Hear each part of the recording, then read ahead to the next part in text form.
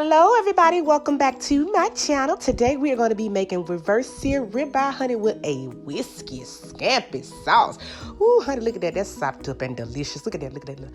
Who take me to the king? Let's get started, y'all. So I'm going to start off with using a wire rack. If you looked at my other reverse seared ribeye videos, you know the deal already. You can find a cooling rack or baker's rack, whatever they call it, at the Dollar Tree or at Walmart. Just something that you would use to cool your cakes or your cookies. But we're going to place this on top of an oven-safe pan.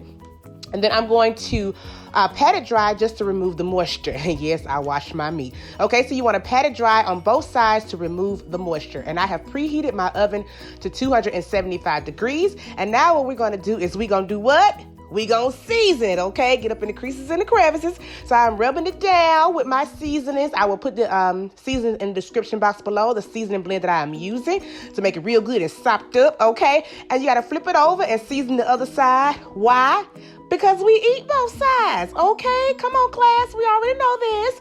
So I'm gonna season it really, really good. Don't be afraid to touch the meat, honey. Y'all out there touch everything else. Don't be afraid to touch your meat, child. Okay, get up in the creases and the crevices, pat it on in there, okay? And now what we are going to do is place it in our oven that is on 275 degrees for 30 minutes. The reverse searing technique is awesome, guys. It's gonna be really, really tender, really meaty, really, really delicious. And I promise you, if you make it this way, you'll never make steak another way. It's so amazing, okay? Place it in there for 30 minutes on 275.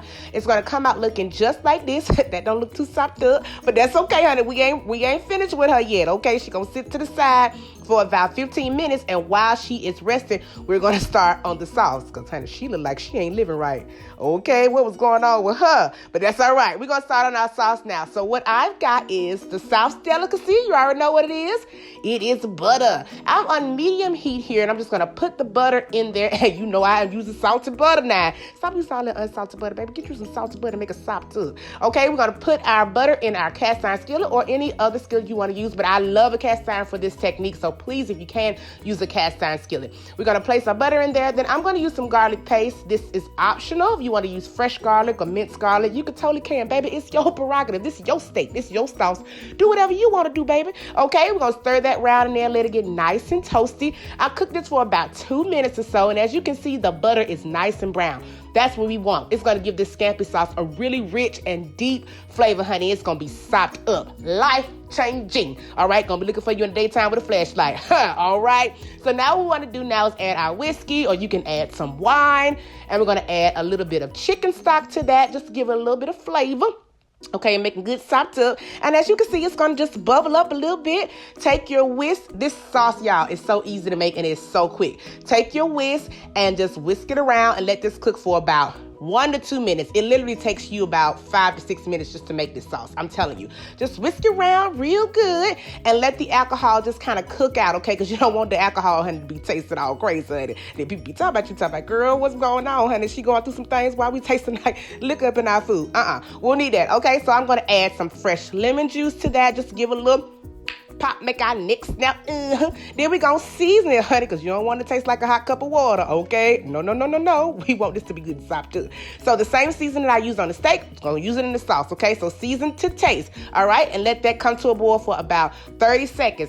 Then we're gonna add our peeled and deveined shrimp. Make sure you clean these shrimp, honey, okay? You don't need no shrimp boo-boo up in your sauce, baby. Then they're gonna be sopped up, and the folks gonna be like, child, I ain't ever come to her house again. We don't need that. We want folks to run in your house, not at your house, okay? So I cooked my shrimp for about 2 to 3 minutes until they turned slightly pink, just like that. Then what I did was I turned the heat off. Once your shrimp are done, turn your heat off, add you a little bit of Parmesan cheese, and our favorite thing that make everything look so pretty like you did something, but you ain't really did nothing, which is parsley, okay? Add you a little bit of parsley and just stir that around. My heat is off. If you leave your heat on, it's going to overcook your shrimp, baby. It's going to be tough as Joe's toenails. We don't need them type of problems, okay? So I just stirred everything in there, and then we're done. Now we are going to finish the steak. All right, so I've got my screaming hot pan. Today I'm going to be using Tyrone. Okay, he big and black, child. Like I like it. Hey, Tyrone. I put 2 tablespoons of oil into the pan. Cut on your vent over your stove just to make sure, honey, everything will blow up in your house, honey, and look crazy and smoking, honey, like you back up in the juke joint. We don't need that, okay? Make sure you have your vent on. We're going to put 2 tablespoons of oil down. Let it get smoking hot. I'm on medium, high heat, well, pretty much high heat. And then I put my steak down. Do not move the steak. Now, I like my steak medium rare because I am not a steak killer. For all of you out there that like it well done, I'm going to cook it 2 minutes per side, and it's going to be a perfect temperature. If you want your steak to be well done, just turn the heat down on medium and let it cook for about 7 to 8 minutes per side. Then we're going to flip that sucker. Hey, woo, baby.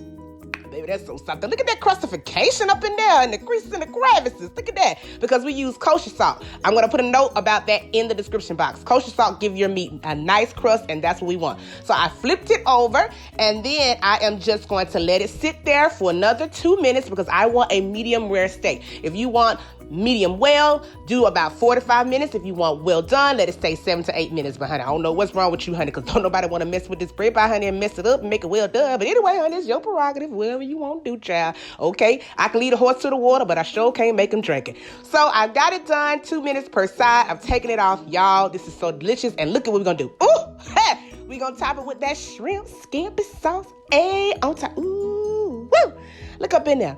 Lord, whatever you doing, don't do it without me. If you making steak like this, Lord, please don't do it without me. Look at that, y'all. So delicious, so easy, so amazing. I'm telling you, if you make a steak this way, you will never make a steak another way. It's amazing. Top it with a little bit more Parmesan cheese and some food grass. Okay, make it with some smoked Gouda mashed potatoes that's in my cookbook. Or, hey, you can make it, baby, with a side of rabbit, child. It don't matter. It's still going to be good. Just a little bit more of that sauce on there to make it real good sopped up. Look at that, look at that. Baby. And let me let y'all see how this look. Ooh, look at that. No teeth for the beef, okay? Super tender, delicious, juicy, succulent. Reverse searing is just amazing. It makes it taste like it came straight out of a steakhouse, y'all, baby. And your house gonna be the new steakhouse. Okay, ladies, now be careful, honey. This is a perfect dish for Father's Day, but it's also a perfect dish, honey, for date night and any night, child. But be careful, honey, because you're gonna have him sitting outside your bushes, honey, with stuff up on his eyes like Rambo, honey, if you do this steak. So just be careful. Proceed with caution. All right, guys, I'll talk to you guys later.